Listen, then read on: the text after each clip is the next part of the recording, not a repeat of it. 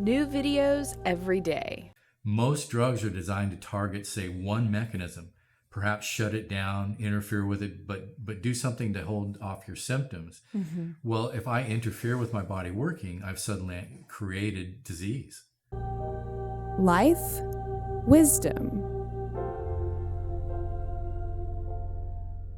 Most of us have observed that when we go to our general practitioner for an ailment, oftentimes we are prescribed a prescription medication before we leave that visit. Is this something that you've observed? How many prescription medications are you currently taking? It's been said that prescription drugs are actually a leading cause of death. Is it possible that these prescription medications being prescribed for health could actually hurt us? Dr. Belanzi, I'd love to get your take on this matter. What's the truth about prescription medications and the things that people need to know? I think, first of all, people need to realize that medications are the doctor's way of taking control. You have a problem, you've gone to the doctor to get some help, and basically the doctor or practitioner that's prescribing is observing that you have signs and symptoms, and they're going to address those by giving you a chemical that's new to nature that seems to have an effect through studies and such on the body. And in a short-term situation, that's not all that bad. If your body is out of control and the doctor can help you regain control, that's good. I think the problem comes where people start getting on medication almost as a life support situation for long term. People get this idea that once they're controlled, that's all they really have to do. And the real truth is, if your body's not working, it's your responsibility to get it working again so that you no longer need the medication. So really, that's where I find most people having the problem is over longer time of use. So actually depending on the medication. Instead of health. Potentially indefinitely in Right. many cases. Whereas, and this kind of brings us back to the functional medicine approach. Exactly. Which says that if there's a problem, some kind of ailment or discomfort, there's probably a cause for that, and you could actually find that cause and resolve it. I would say there absolutely is a cause, and so it's on the doctor and the patient to figure out where that actual trigger or cause is. I mean, a good example is people that are put on antihypertensives, high blood pressure drugs.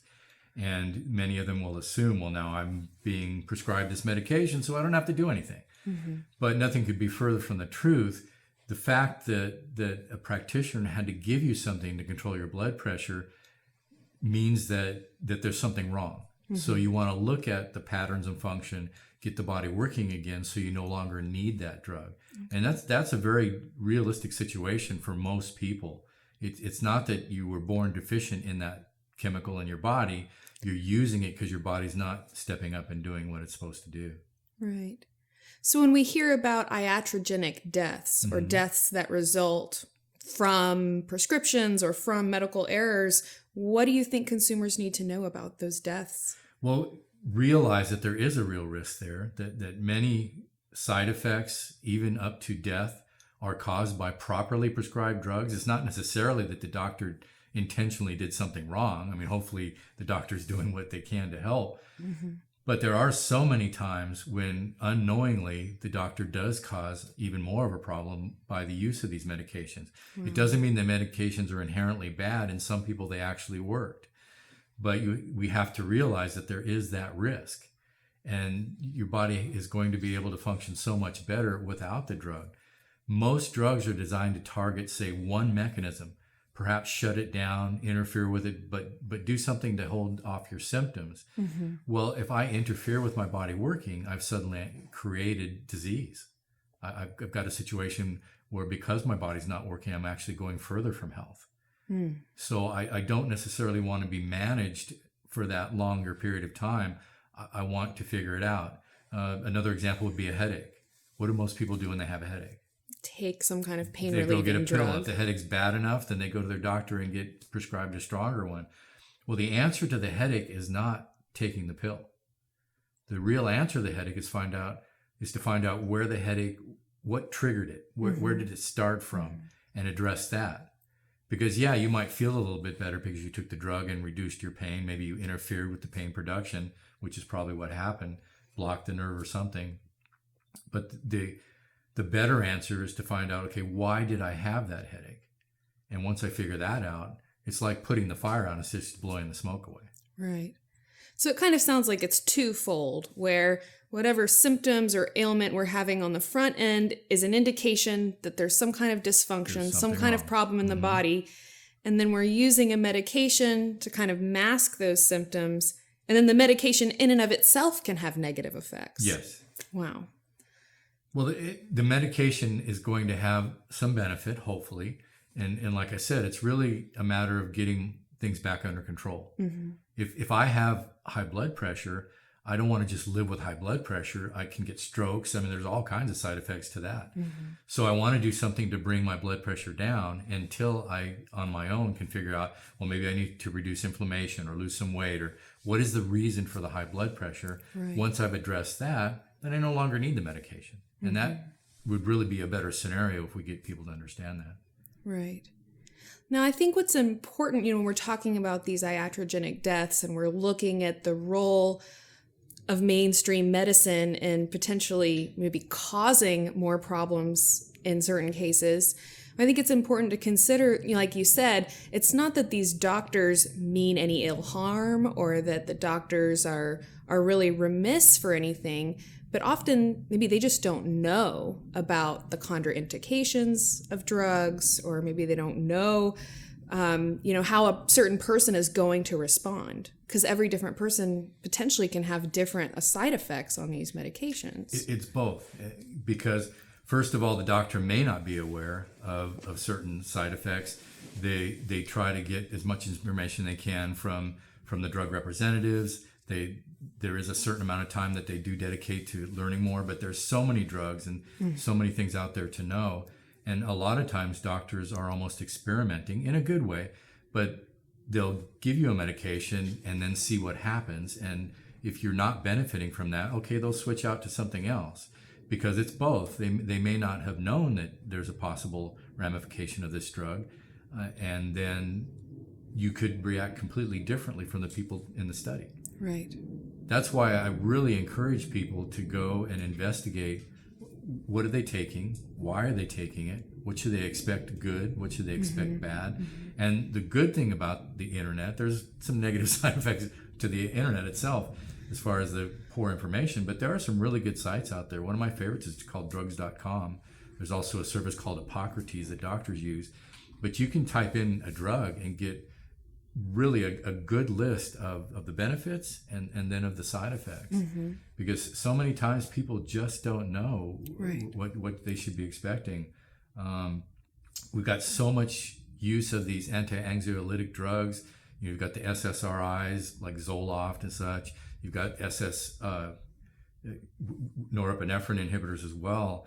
And most people don't know that there's quite a bit of evidence that this causes a syndrome of damage to the cerebellum, and people end up having problems with muscles and movement and things like that. It's quite a thing in the research, and it's out there, but there's a lot of doctors that don't know that. Right. So they'll write a prescription because you're a little depressed and say, here, just take this for a while, not even necessarily knowing the ultimate effects that could happen to the patient. Right. And there's also a tool where you can go and enter all of the different medications that you're taking, press one button, and it will roll out a list of interactions. Exactly. Absolutely. The contraindications, and it kind of breaks them out by here's the major ones, the medium ones, and the less severe ones. But most of the people I know who have gone and entered in their drug regimen on that tool are shocked to see how many contraindications there are between the drugs they're being prescribed. And like you said, largely there's just so many medications that it's hard for any person to really keep track of all of them, remember which ones are contraindicated for which. So that is, as you said, kind of as a patient, as the person taking these drugs, we need to do our due diligence to go and do a little bit of research and, help our doctor out where we can. That's a very good point. Not only help your doctor by doing some research on your own and really informing them, first of all, that you may have found something that they didn't know about, But second of all, make the doctor aware of how you're reacting to this drug. So if you can get that information and then say, hey, not that you're going to be a hypochondriac or something, but if you feel something similar to what's listed, you need to let your doctor know. Right. Because they may need to change to a different medication or take you off the meds completely. And, there's a lot of interaction even with nutrients that people don't know about. So unfortunately, the common approach is just to say, well, stop all your supplements because there could be an interaction here. And then you have somebody really in a deficiency state and basically making them sicker. So iatrogenic just means that it was doctor caused, but again, it's not intentional. It's just more complicated than take this pill and hit this symptom. Right. And I think that it's a difficult situation because it kind of is a gamble as to how any individual person is going to respond to a particular drug or a combination of particular drugs, or as you pointed out, the combination of the drug, that person's condition, any pre-existing conditions that person had, any nutritional deficiencies or anything that person has. Even their genetics and their epigenetics. There's just so many different factors. What kind of environment is the person in? Are they going to be able to tolerate this drug? Because most diseases and symptoms and signs really are just the body overwhelmed. Your body can tolerate so much. When you're over that tolerance level, that's when your symptoms show up. Right. Whether you're talking about allergies or pain or high blood pressure or anything. So you kind of playing in this timeline of keeping that tolerance level, being healthier so you can tolerate more, but not overwhelming your body with a burden that's going to cause the symptoms and such. Right. So if there was someone watching this video who maybe is experiencing negative side effects on a drug, or maybe after hearing our discussion today, are considering that maybe they want to modify their prescription drug regimen, what kind of guidelines or advice do you think people need to know about modifying the medications they're on? Well, first of all, make the prescribing doctors aware of what you want to do. Now, if your doctor basically says absolutely not, you can't change a thing, and is kind of unbending, you might want to consider getting another practitioner who's going to be flexible with you, because they should have an open mind about doing this, perhaps to even get off the drugs completely. But as I started off saying, look at what effect you're getting from the drug in the short term, and try not to be one of those long-term users. Right. Figure out what you can do to start restoring function to your own body. And then you're going to have to be aware of the fact that once you've been put on a medication, you have created a dependence on that. Your body's either shut something down or is not making something, but it is now depending on that medication to come in and may not even do what it used to do. Right. So there's going to be a certain period of time with all drugs where you're probably going to need to lower dosage and allow your body a transition time. It can be done cold turkey, just getting off the drug. Some people do that, but it's hard on people mentally and physically to do that, and it may be too much for the body. Right. I have worked with people where they wanted to get off the drug quickly and they just couldn't, but we were able to do it over a longer period of time. But it's very important to talk to the person who prescribed you that drug. One of the biggest problems that doctors have is they'll actually prescribe things, and then people will decide on their own, well, I'm just not going to take it, and the doctor assumes that they're taking it. And there's just not good communication there. Right. I've had so many occasions where we were working to get people off medication, and they decided, even without my saying anything, to drop the medication. And sometimes it's a good story, because they go in the doctor, and the doctor go, well, the medications are working, and they go, well, I'm not taking it anymore. I feel better because I'm off of it. But it could go the other way as well. Right. You may have a need short term for that medication. And I think especially with the psychotropic medications, it's really important that people know the importance of tapering off slowly. Yes. I know personal experiences of people who have, kind of cold turkey quit certain medications, or where their doctor will actually cold turkey stop one medication and immediately start a prescription of a new one. And the doctor is actually responsible for this cold turkeying off the drug. And there can be very severe and actually, withdrawal symptoms that can last even longer than the period of time the person was taking the drug. Well, there can be symptoms and even some damage. So you want to be careful, physical damage that is going to be real hard to heal from. So you want to plan it out and work your way off of it and not get caught up in that long-term use. There's so many things that can be done. So it does help if you have somebody to work with you, perhaps as well as the prescribing doctor. Find someone who has some experience with this, a functional medicine practitioner or a practitioner who's aware of this, because there are so many things that can be done. One of the more frequent things that I do is amino acid testing. And I find that if the amino acids are out of ratio or deficient and we can replace those, it starts making up for what the drug was doing. So you're actually going the other way. But there's so many things that need to be looked at in order to restore function. And that needs to be done instead of just, again, throwing the drug away. Right. And I think that so many people feel, maybe locked in to the situation that they're in, as you pointed out, because they go to their doctor and maybe their doctor does not seem open to the idea of them changing their drugs or modifying their medications. And I think that we as consumers need to know that we are ultimately in control, and it's our decision what we take. It's our decision what doctor we see. And unfortunately, and it's not to demonize certain doctors or anything, but they're trained in the way that they're trained. Much of the information they have about these drugs, as you mentioned, actually comes from a representative of the drug company.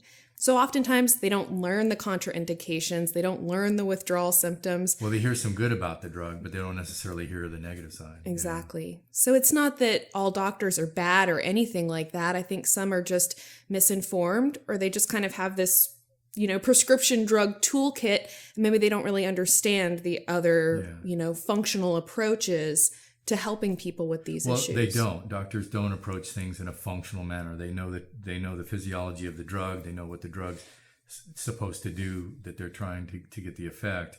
So they're just using the tools that they know and not really going much further than that. And then I have run across a number of doctors who just to put it plainly, don't have confidence in their patients. They don't believe that the patients will do what's going to be required to get away from the drug. Right. So they just tell the patient, no, you're going to be on this for life because I don't want to have to get into your nutrition and your sleep habits and your lifestyle. I'm just going to medicate you and we'll keep you under control. That way I don't have to worry. And it even gets into the liability for the doctor, because if a doctor gets you doing things and perhaps takes you off some medication and you're still having a problem, then that's not standard of care. The standard of care says put the patient on the medication. And so there's a lot to this. Right. I mean, some doctors are worried about losing their license simply because they didn't have somebody on a statin drug because their cholesterol was over 200, which is, by the current research, completely ridiculous. But it is the standard of care to treat the number 200 and not the patient. Right. So, what I would prefer to do is get the whole blood fat picture better. Make sure that their cholesterol is safe. And I mean, there's a lot of other things you can address and really not even need the statin in most cases. However, the standard of care is to give a statin because the number's high. Right. So it's just it's a different approach. Now, you had mentioned a study or an article in the AMA journal about a certain number of medications. What can you tell a little bit about that study? Well, the major conclusion of the study was that when you had over 5 medications prescribed to you, you absolutely had side effects between the medications. Wow. And so that just pretty much guaranteed in the study.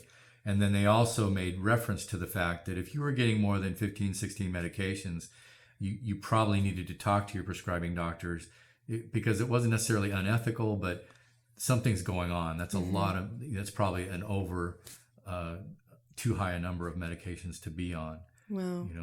Most people don't need near that many. And it's often a fact that they found that that it's just several prescribers not talking to each other, Right. and kind of double prescribing. And I've observed that in my own personal life, where you have 5 medications from this doctor and 3 Right. from this doctor, and then you end up with all these side effects from already the drugs you're taking. Now Right. you're introduced to another doctor for another problem, and they start prescribing medications Right. as well. And you're right, there's just this kind of maybe lack of communication between the doctors. And I think that's kind of a hallmark of the mainstream medical approach, which is to really partition out the body, and you have one doctor who treats the heart and another doctor who treats this and another doctor who treats the hormones. And, I think that in and of itself could be a whole interview topic as well. So, Well, and another thing that I've observed, which is kind of silly, is I find that the average MD doesn't like the MD psychiatrists. They don't like to talk to each other. They believe that they each have the answer. And I find that often the medical doctor working with the kidney or some other pathology that's physical basically ignores what the psychiatrist is doing, who's made a whole different cocktail. And that's where you get these added amounts of medication. I think electronic records will help this a little bit. Since they won't talk, so at least it'll be reported to the records. There's some negatives to electronic records as well, as far as pre-existing conditions and how you might get denied care, death panels, everything else that people are worried about. right. But I think that is a positive thing to electronic records, that every doctor will know the total of what you're on, because people don't even remember themselves how many things they're on. Right. Some are on scratch paper. I have people come in all the time, and they're trying to think off the top of their head. Well, I take 3 blues and 2, it's like, Right. you don't really know what's going on. Right. Well, thank you so much for this discussion. This was really helpful, and I'm looking forward to doing some future interviews with you. Thank you for having me. Thank you so much for watching. I do hope that you will leave your comment below, letting us know how many prescription medications you take on a daily basis, and any other thoughts, comments, questions, or topic requests that you may have. I hope you'll subscribe to our channel so you can see all of our future videos, where we will be giving you some solutions to helping some of these common problems. Thank you so much for watching, and I'll see you again soon.